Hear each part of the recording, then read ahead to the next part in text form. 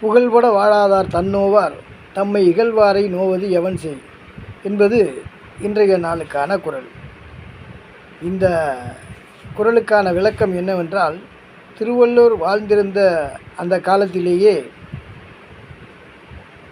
புகழ்பட வாழ்ந்தவர்கள் இருக்கிறார்கள், புகழ்பட வாழாத மனிதர்களும் இருந்திருக்கின்றார்கள்.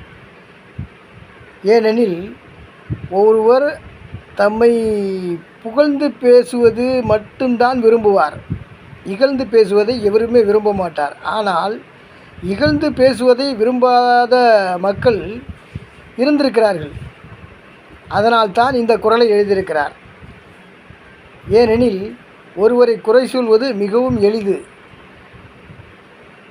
ஏனெனில் அவர் செய்கின்ற காரியங்கள் அப்படி இருந்திருக்க வேண்டும்.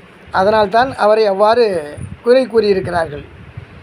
அதனால் அந்த புகழ்பட வாழாதவர்களுடைய வாழ்க்கை இருக்கிறதே, அதனை இகழ்ந்து பேசுபவர்கள் தம்மை தாமே நொந்து கொள்ள வேண்டும் முதலில்.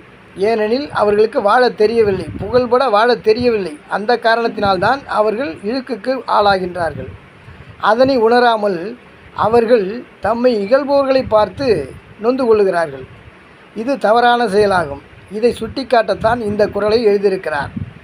எனவே நாமும் அதனை உணர்ந்து அவ்வாறு புகழ்பட வாழ வேண்டும்.